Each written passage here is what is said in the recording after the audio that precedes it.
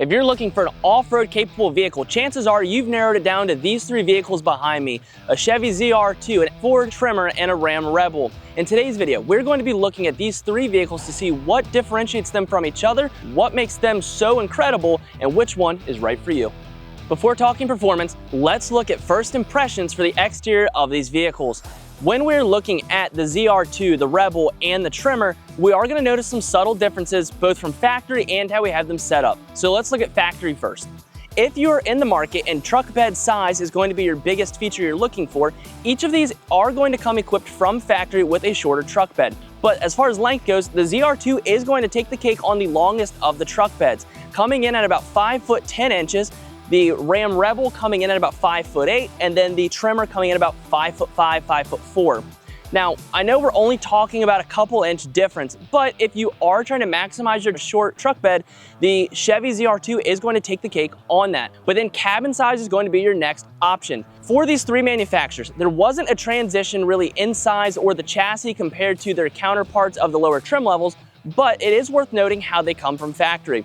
Your Ram is by far going to be the most spacious. And when I say by far most spacious, again, we're talking inches worth of differences between these trims, but the feel does get noticed whenever you're sitting in the back seat or you have guests running through them. The Ram is going to have the bigger back seat option, then it would go to Ford and then Chevy. As far as overall comfort, this is personally my opinion. I know you're going to differ with me, so if you do differ on which one you feel more comfortable driving, feel free to leave that in the comments, but I'm going to be leaning towards the Ram or the Ford as far as out-of-the-box comfort, but the Chevy does have a really nice break-in. As far as exterior appearance goes on what looks more rugged and more aggressive, we are probably going to give it to the Chevy. If you notice here on the front bumper and grille, this is probably where the ZR2 really shines in its off-road appearance, not even getting into some of the performance features that give it that added bonus. We are going to have this different front bumper compared to the Chevys. If you're familiar with the Chevy Silverado 1500s on this newer generation, you know that the bumper actually comes the full way around. If you're in an LT or a high country, it's chrome, and then usually your grille is either black or chrome depending on your trim level. That being said, on the ZR2, we're going to see this hollowed out Chevy emblem. This is unique to the ZR2. Even if you go with an LT Trail Boss or a custom Trail Boss, you're not going to find this type of emblem where it has this red inlay and then the chrome exterior, which for me personally really sets this vehicle apart. Given that it has this off-road bumper, we're also going to see a hood scoop on here, again, adding to this overall off-road rugged appearance. This vehicle is going to come equipped with 33-inch mud tires from factory. It's going to have a slight lift to it. It's going to also have the highest ground clearance, right at about 11.2 inches compared to the other vehicles, which are going to sit just lower. Let's look at the Ram Rebel though. The Ram Rebel didn't disappoint either when trying to give you a more off-road and aggressive appearance. If you've been around Ram for some time now, you know they've had different models that are going to have a black bumper. But this isn't the black bumper we see on their work models or even on a tradesman. No, this is a black bumper that is going to have a slightly different shape to it. When we look at the bottom, we do see a slight curvature similar to the ZR2, but not as aggressive, which is designed in theory for added ground clearance whenever your tire has to turn and really just giving you that stealthy appearance. The grille is going to be murdered out as well. This is a textured black. So whereas the ZR2 is going to have a gloss black grille, this is going to be the same black plastic you do find on the bumper, just a little bit smoother. This vehicle as well does have these added in-channel vents going into the hood. This adds to an aggressive appearance as well. It's not a street style or really looking like a Bighorn or a Laramie. This does have a kind of unique feature to it. This vehicle is coming in with a little bit more ground clearance than the Ford, but not quite as much as the Chevy, being at 10 inches and some change. This one's going to also come with 33-inch tires, not mud tires, but a good all-terrain tire from factory. Final on our list on exterior appearance and styling is going to be the Ford. This does not mean we think it's the least stylish, we're just honestly moving in order of how they're parked, but this vehicle also is going to have a unique bumper to it. The F-150 Tremor, similar to the Rebel and the ZR2 from factory, come with one option of your cab and bed size setup, that being a crew cab and a shorter truck bed. But on the front, we see the unique feature that stands out right away, and it's going to be this bronzish, gold, yellow, whatever color you want to call it, kind of stripe going across here. This is a unique feature to the Tremors that we see even in the Expedition Tremor and really helps set this vehicle apart. So when you do see it, it's just not another F-150 with a short bed, it is an F-150 Tremor. Similarly, the bumper is a more aggressive look, We see it's going to curve up here. We do have a little bit of a plastic valance dangling down just for, fuel efficiency and wind resistance from factory. But we do see, like I said, a little bit more aggressive. We see these bolts coming in here. That is going to be unique to the Tremor. And then for the Tremor, we do see these in-channel vents. These things pop out. They're not really the biggest performance ones, but the hood is a little bit different than a regular F-150. The F-150 Tremor also comes with a lift, similar to the others, not quite as high, being only at 9 inches and some change on ground clearance. It comes with 33s, a good all-terrain tire, and quite frankly, each of these is going to come great from factory, but let's not stop at exterior performance. Let's look at what sets these apart performance-wise. Now that we've tackled the exterior appearance, we have to look at their performance from factory. Let's be real, none of us really grow up when we get older. We just buy more expensive toys that are faster and louder, and they call them trucks. So when we're looking at performance, we are gonna see some similarities, but some distinctions that really help punch them apart from each other. As these three vehicles go, the only one that we're actually highlighting with a V8 motor is going to be right now the ZR2. Now you can get the F-150 Tremor with a V8, and then Ram is bringing their V8 back, but for this video right here, we are looking at a couple different vehicles. The ZR2 is going to come factory equipped with a 6.2 liter V8. This is putting out about 420 horsepower and about 469 foot-pounds of torque. So that's no small number, right? That is gonna put you back in your seat. You're gonna feel it get up and go, and this is gonna help you with towing, or if you just want something that's loud, fun, and has a heavy punch. Then we move on to the Ram Rebel.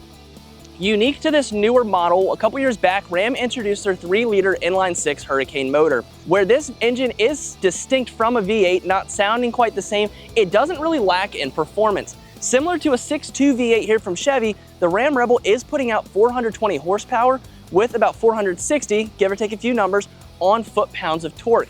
So you're not going to be sacrificing power compared to the 6.2 because Ram did put a lot of effort into making a high-powered 6-cylinder motor when they were shifting away from the V8. Now, if you are a true fan of the Hemi, the 5.7 V8, you are happy to know that it sounds like that is coming back and is in some of the older models, but for this Ram, we are looking at the inline-6 Hurricane motor. Next up though, we have the F-150 Tremor. It has a 3.5 liter V6 twin turbo motor. This is what we know as their EcoBoost. For those of you who have been around Ford for some time or have done your research, you know that this is one of the engines they pride themselves in the most because it has the highest towing capabilities. When we look at this, it only puts out 400 horsepower. So initially you're looking at the other two and you're going, I don't know if I want to sacrifice 20 horsepower. Well, stay tuned because the foot-pounds of torque is where this shines. The F-150 Tremor right here behind me is actually going to put out 500 foot-pounds of torque, actually outshining our 6.2 V8 and our 3-liter inline-6 from the Hurricane. Because of it having more foot-pounds of torque, what we find with this engine in particular is that it's going to have a quicker snap off the line if doing a 0 to 60 start. A 0 to 60 pull, we're actually going to find that the Tremor takes the cake on this, given that it has a twin turbo, so it is going to have a little bit snappier feel. If you want an engine that's going to put you back in your seat and has some really nice capability for a quick snap, in my opinion, I think this is the motor for you. If you're looking one for sheer V8 power, go ZR2 because you are putting in a 6.2 liter V8. But if you want overall comfort, a good balance of quick snap, as well as something that has good towing capabilities, you are not at a loss when you go to your Hurricane motor. But engine's not all. You can have all the power and all the appearance in the world, but it's also the suspension components that set these three vehicles apart. So suspension. This is one of those parts of our vehicle that we talk about when it comes to lifts, but we don't always understand the functionality behind them and what's going to give you the best performance.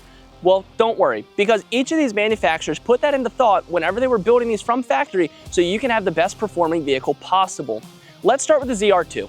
From factory, this one is going to come with probably the most expensive and highest tier suspension you can get because it's coming with the Multimatic DSSV suspension. In short, that means high performing, well-engineered suspension. These shocks are going to read the vehicle's feedback and then help it to adjust so that way it can have the proper dampening depending on your driving conditions. So if you're driving on the road, you're going to get a different ride capability than you're going to get on the trails. Because it is coming with these struts, that is something to keep in mind when doing a lift kit. I personally recommend not getting rid of your DSSV suspension, but look for something that works in conjunction with it. This is going to help you so that you're still maintaining a great quality that you're getting from factory. This is one of the things I think Chevy did really well on this vehicle. Despite appearance and maybe the way we might disagree on it or the interior ride, I can't help but give them a thumbs up and a checkbox and well made because of how greatly designed this is. If you are looking for something with the better out-of-the-box off-road performance, I do personally think the ZR2 from a suspension standpoint is going to provide that for you because it's geared toward that from factory. But if we go to the Ram Rebel, we're also not really at a loss, we're just shifting brands. The Ram Rebel from factory comes with a Bilstein shock. If you've been in the truck market, you've been around aftermarket, really vehicles in general, you know Bilstein's been around for some time. Bilstein is one of those companies out there that I am an absolute fan of because they perform highly well, but the price point's not always going to break your bank, which is something to consider when buying one of these vehicles.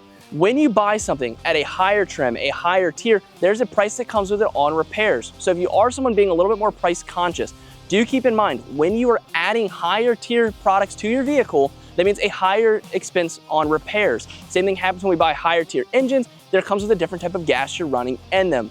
Like in your ZR2, you're gonna run a higher octane gas than you might run in a 3.5 EcoBoost. That's just a matter of fact.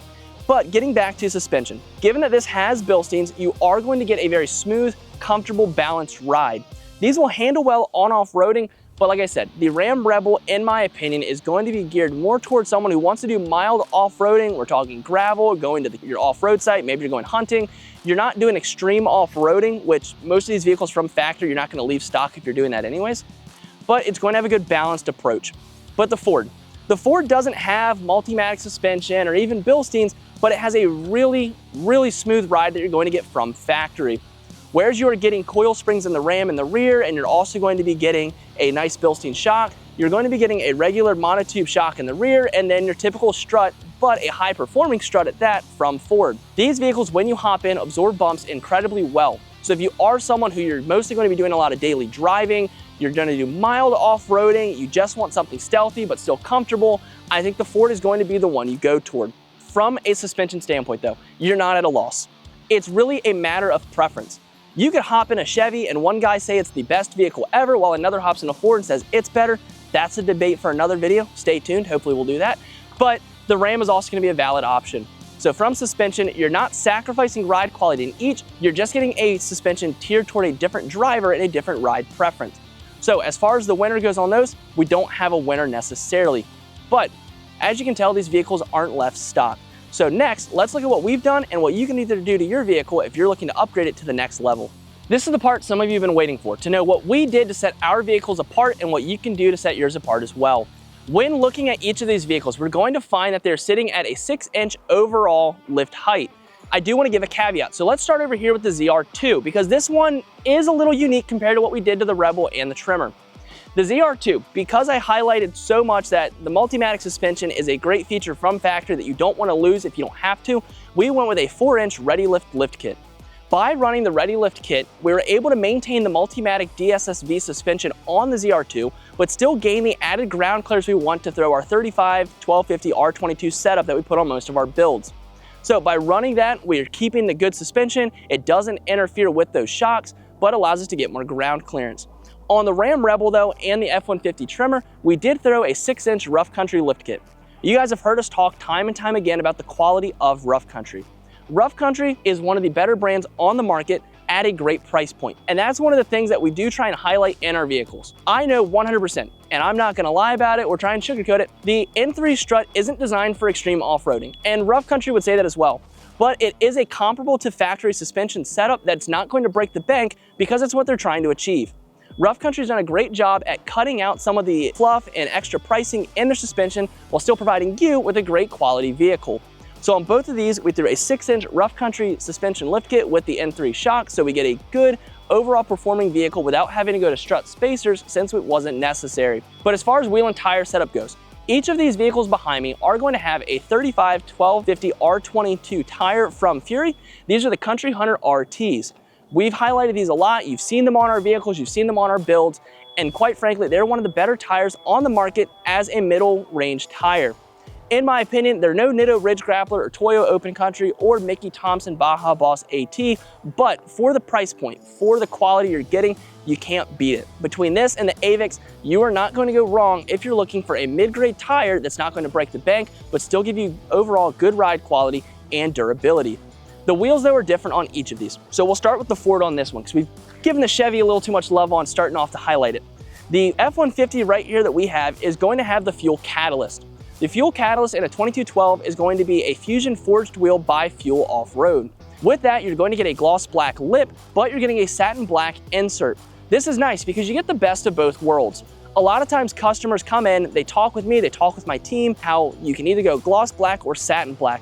But with this wheel, you don't have to choose, which is really nice because that's always the hardest part when picking out a wheel is which one's right for you. When we move over though to our Ram Rebel and our Chevy ZR2, we are going to run the exact same wheel on these.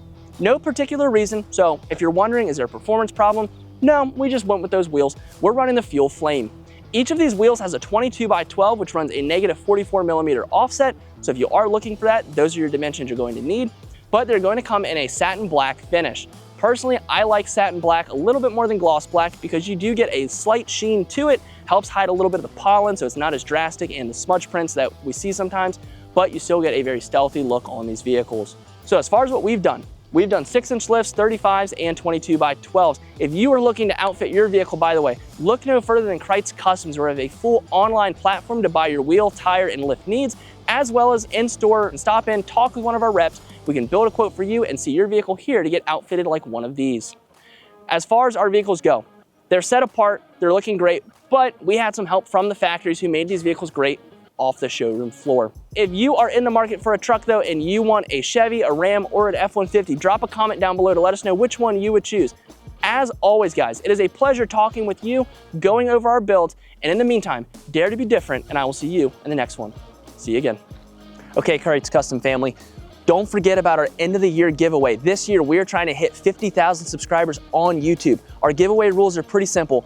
Subscribe, like, comment, and it allows us to be able to notify you if you are the winner, but we do have to hit 50,000. You may be wondering what we're giving away. We're giving away a set of 22x12-inch fuel wheels and up to 35-inch tires. So if you want a new set of shoes and wheels for your ride, definitely make sure you subscribe and help us reach our goal so you can be riding in style.